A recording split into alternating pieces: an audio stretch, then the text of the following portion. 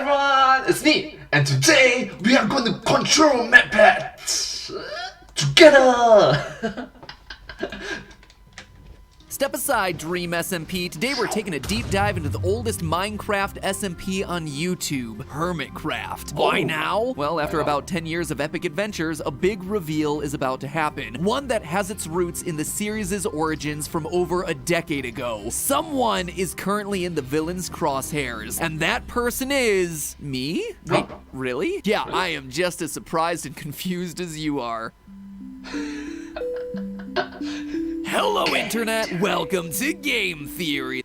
Hello, Internet! Welcome to Game Theory. The show that, as usual, is joining the party 10 years too late. That's still fashionably late, though, right? That still qualifies? But hey, here's the good news. At least you can stop yourself from being late to watching our videos by tapping that red subscribe button. I hear that if you spam the subscribe button fast enough, it actually breaks apart and gets added into your inventory. It's this new YouTube feature for any videos that have Minecraft in the tags. Go ahead, try it. See if it works. Well, you can try it. Please subscribe. Thank you.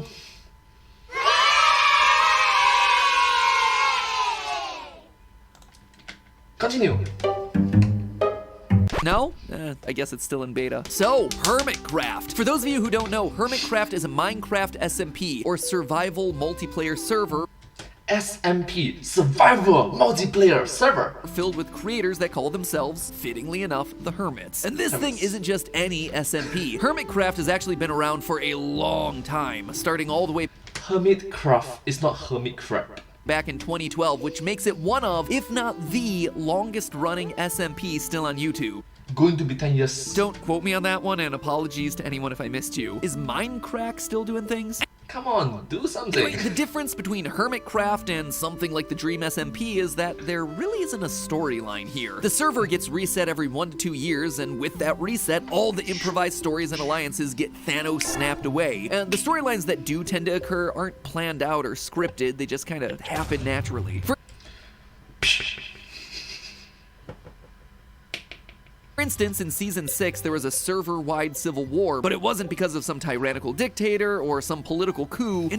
Maybe it's because of Captain America's Civil War from Marvel. Instead, it was because someone changed a sign to blame an innocent person for a prank. The season after that was a massive turf war, simply because someone changed a couple of grass blocks to mycelium. Real earth-shattering stuff, you know? And honestly, that's one of the reasons I've never been able to do a theory on it, because this whole thing was just casual fun, without the need to script out elaborate interconnected lore. Nothing wrong with that. You play a game for fun, and you just make up improvised storylines. Good for you. Enter Season 8. I don't know if it's the influence of the smash hit that is the Dream SMP or just the creative whims of the creators involved, but Season 8 has flipped the script, complete with animated cutscenes and Easter eggs everywhere. Suddenly, story matters a lot, and it all centers... I really like it that they have a cube in Minecraft.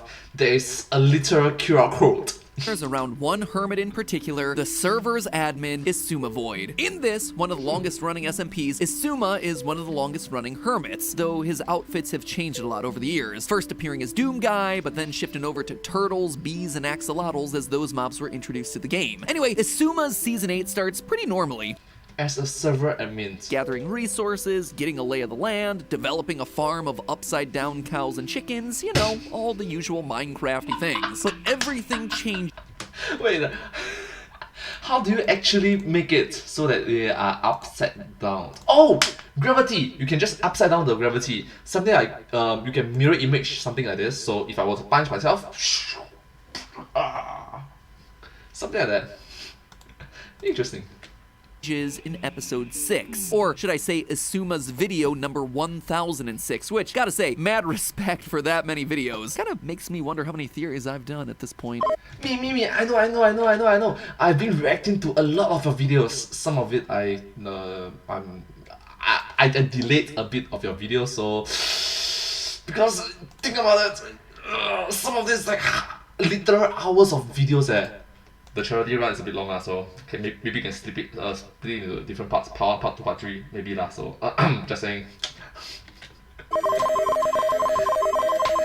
Oh, 795 across the channels. Man, that is honestly, I don't even have a joke about that. That's just a reality check, man. That's a lot. If you was to watch every single video, once per day, it will probably take you more than 2 years. It's not even including the 900 GT Live videos that exist. Ooh, I need to get myself a hobby. Anyway, at the start of this episode, we get our first major cutscene, the return of Azuma's evil counterpart, Evil X. I am back. I have returned from my slumber. The Hermitcraft server can't keep me away. Now, this alone is pretty darn interesting. You see, Evil X has always had a goal of destroying the server by spawning dozens of henchmen to destroy everything. And up until now, Evil X has been largely used to cause mischief that otherwise wouldn't fit into the style of Azuma's usual videos. So small little pranks that... He's kind of like the Minecraft equivalent of Antisepticeye or Darkiplier. And the last time we saw him, video 800, he was just banned from the server. Except now, he's back. And not only is he back for this one installment, but he is back in every episode of Season 8. And his objective this time around is actually very different from what he's used to. He no longer wants to destroy, instead... We are not here to destroy anything at all. I want to become the richest hermit the Hermitcraft server has ever seen. So his goal is capitalism. Why the sudden change? Why this big return? And why would I care about any of this? Well, all of those answers, I believe, actually goes way back to Season 1. You see, back in Season 1, a character named Pungence opened up a shop where he was selling golden items. But not just any golden items, these were the cursed golden items of the real-life Greek mythological figure King Midas. For those of you who don't know, since King Midas doesn't really appear in the game Hades, so why would you know that part of Greek mythology, his story goes a little something like this. King Midas was this super wealthy guy who was obsessed with gold. One day, he does a favor for the god of wine Dionysus, who thanks him by granting Midas one wish. The king wishes that everything he touched turn to gold. Which is stupid. Think about it. If I also touch my own self, I become my own goal. So Dionysus is like, you sure, bro? And Midas Sure, is bro. like, what could possibly go wrong? oh, that's a huge red flag.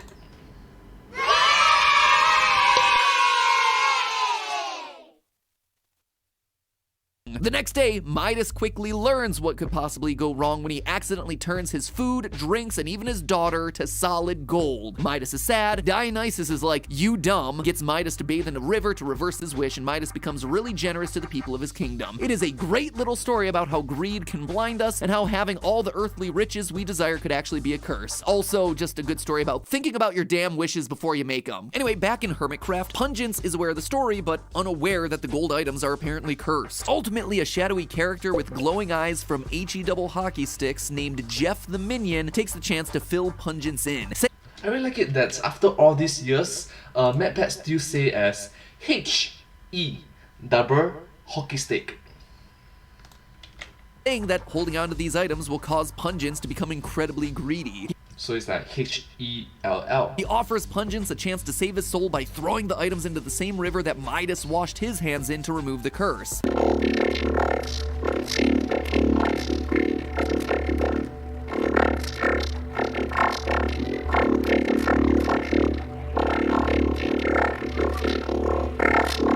With your physical world.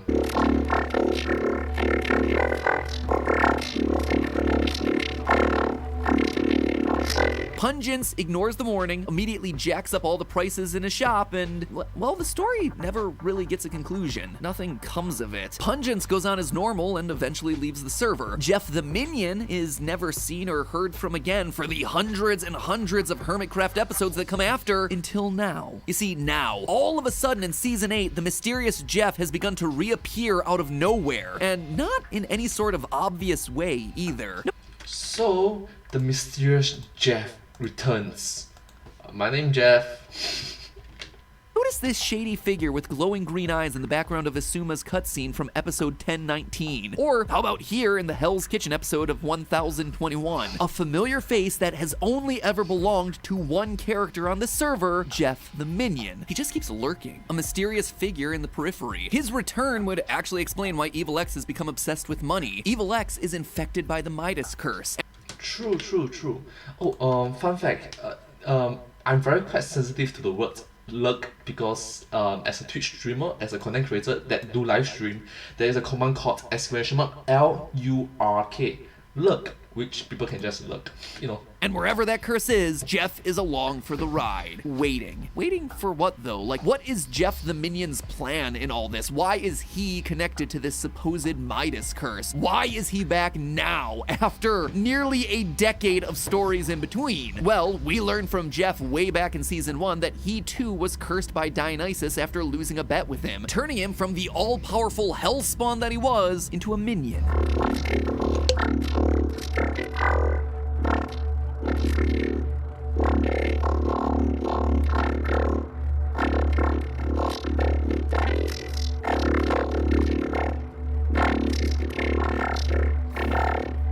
And that's kinda where Jeff's story would end. However, by digging deeper, we can deduce more. In a video titled Hermitcraft Dream No More, also known as Hermitcraft Carnival 2, Pungence attacks Jeff the Minion using King Midas's golden butter knife, which allows Jeff to suddenly regain all of his hellspawn powers before he eventually gets brought down by the hermits. This, though, reveals to us an important point. In true mythological fashion, Jeff needs items cursed by Dionysus in order to restore his power. That's why he tends to linger around whenever the curse of Midas crops up. It all seems to fit. There's just one problem though. That video, Dream No More, isn't actually from Hermitcraft. It's actually fan-made. This would normally be where I have to throw the whole theory out and accept defeat, because fan creations just aren't canon to the main series. But this time, there's a twist. Sure. Oh, there's a twist?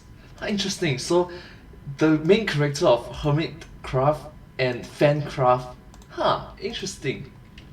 It wasn't canon when it was first created, but thanks to Season 8 of Hermitcraft, I think now it is. I think retroactively, it's been made canon. Look at this. In Hermitcraft Carnival 3, the end of this fan series, there's a big showdown against Jeff the Minion, and in it, Asuma shoots an arrow into Jeff's eye, causing a red scar to form underneath. Now, take a closer look at Jeff hiding in the background of Asuma's canon Season 8 story. Notice anything familiar? The scar is still there. A scar that wasn't present in any of his original character models from the canonical entries in Season 1. It only appeared as a result of that fan video. In other words, this detail allows us to confirm that Carnival is, in fact, canon. One more wrinkle though, at the end of Carnival 3, the Hermits, along with many other YouTubers, including me, apparently, defeat Jeff. So how then is Jeff showing back up in Hermitcraft Season 8, and what's his connection to Evil X's turn to capitalism? Well, the Puka, fan creator of the Carnival series, also has another animation, this time focusing on Evil X called Evil's Fault. And we can once again show strong evidence that this too is canon, as it's made by the same creator, it recounts the story of Carnival, and Jeff the Minion is seen with the same scar. But the big kicker is this line in the canonical Season 8 episode 1010, where Evil X says this.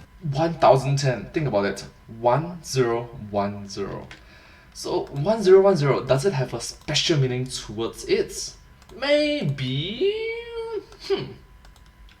Jeff the Minion! Oh, I haven't seen that guy in some time. Given the fact that Evil X has only ever met Jeff the Minion during the Carnival and Evil's Fault videos, we can infer that Puka's creations are, in fact, part of the approved Season 8 story. So what then happens in Evil's Fault that we have to pay attention to? Well, it's revealed that the voice that's been guiding Evil X's actions actually belongs to Jeff the Minion. Having a bad dream, even if you wake up, I'll still be here. Upon waking, nightmares don't go away. Nightmares don't go away. We wait. And wait, he did, considering the subtle clues that we're starting to see throughout Season 8. Notice in episode 1013 how Evil X's eyes glow in the window. Those don't match Evil X's eyes, but they definitely look a whole lot like Jeff's. And what about over here? When Evil X is talking about using compassion and kindness, he suddenly has an emotional shift, and he starts talking about how to manipulate the hermits. When that shift occurs, his eyes start to glow, similar to the way they glow when Jeff the Minion puts his voice in Evil X's head at the start of Evil's Fault. So we have ourselves an evil hellspawn that's literally possessing the mind of another villainous Hermitcraft character in the form of Evil X. Hold up, why does this sound familiar? Oh my god, he's pulling an Afton, right? Again? It's another one of those I'm taking over his mind. Fine, okay, so Jeff the Minion is Glitchtrap and Evil X is Vanny, basically. I really like it that he just make it Five Nights at Freddy's crossover theory, I guess.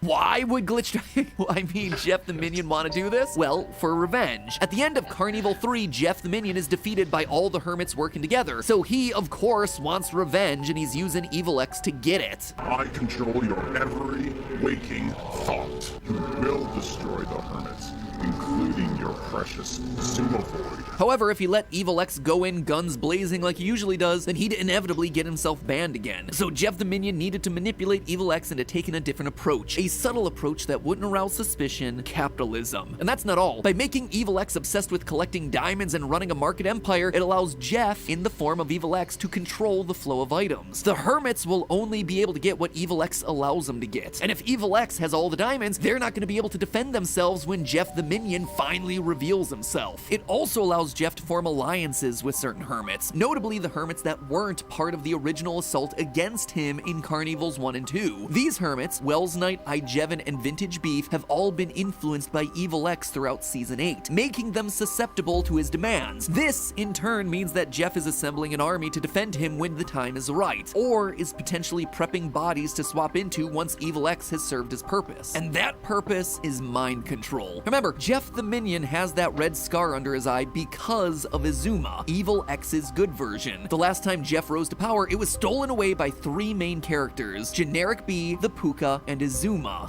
Three individuals. So it's like a sealed Fuinjitsu, something like that. Generic B left the server after Season 1, the Puka has never been an official hermit, so Izuma is the only one left for Jeff to target. And we've seen a couple times this season that Evil X has been able to use their shared connection to mind control him. Don't even think about it. The Striders are doing just fine. Yes, they are. Yes, relax. All is good, my foolish axolotl. My guess is that Jeff is just biding his time, looking for the golden item that he needs to rise to power once again, all to get his revenge against the hermit who dared to defy him last time. And what's Jeff gonna do once he's regained those powers? Obviously, he's gonna try to destroy the Hermitcraft server, but according to the lore of Carnival 3, he also has other plans. Escape. As in, leave the confines of the game. Hold on, he really is pulling an Afton here. He's looking to leave the confines of the game, possess a human body. Okay, yeah, sure. Fire off the Afton alarm! I always come back. Always come back. According to the very... I always come back. Let me try. Sorry.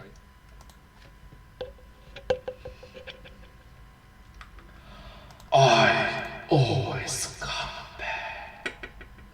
Yeah.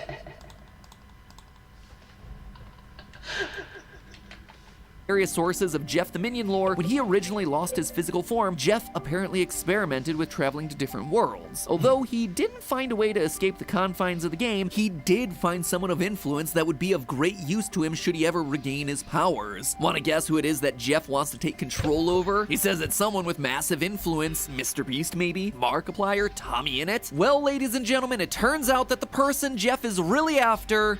PewDiePie! I mean, he is, quote-unquote, the king of YouTube. So, yeah. PewDiePie! Brofist!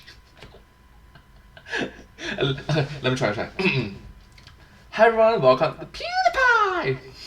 Okay, stop it. Is me. In the description for the Carnival 3 video is a link to a Google spreadsheet that tells us everyone that was involved in defeating Jeff for the final battle. It's mainly just a list of names and links to their YouTube channels, but some of them have little notes next to them, and if you find my name, you'll see this quote. While Jeff was incorporeal, he experimented with escaping his prison by traveling to different worlds. He didn't find an escape, but he did find one that interested him for future plans. Wow, I don't know what to say to that. I'm honored that you want to possess my body. I guess, you know what? Consider this your open invite, Jeff the Minion. I'm ready for you. Seriously, my brain is all yours. Please, steal my body. Got a really long to-do list, so either you're...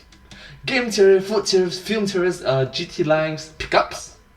Pickups as in pickup lines or pickup for flirting or pickup for...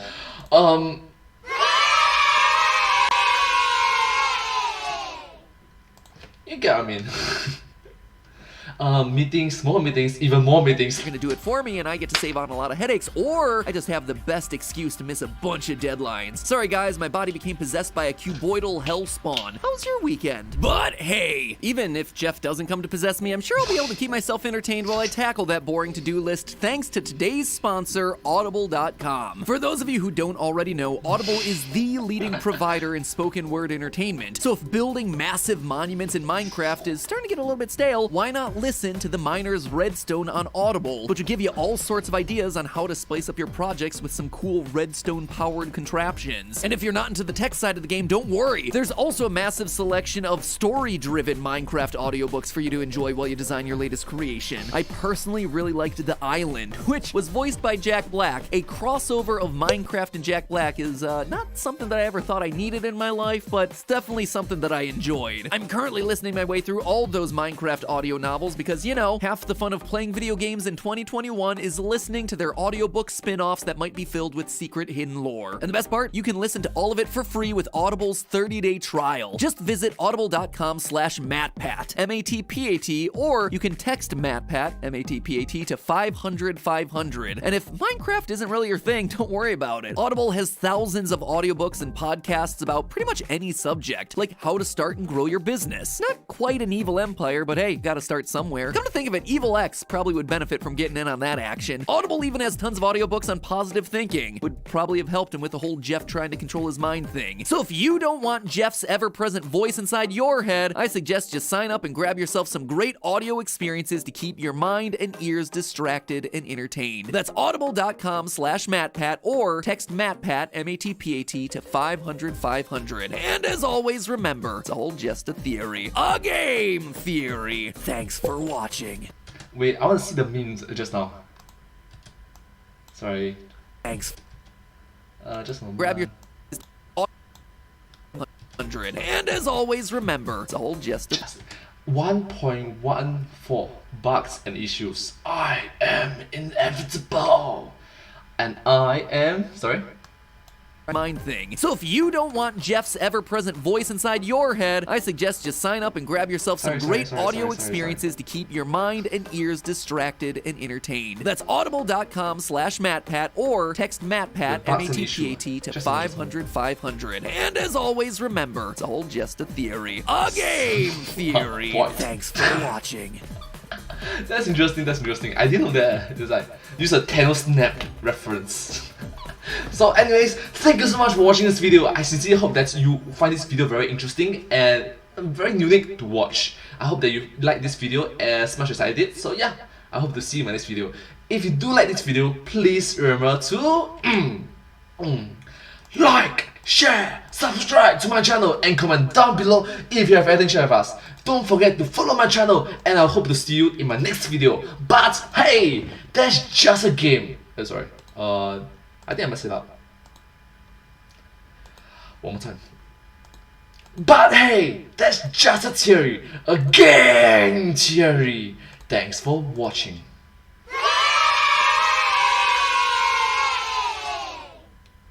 And I hope to see you in my next video. Bye bye! Subscribe! Thank you so much. Thank you!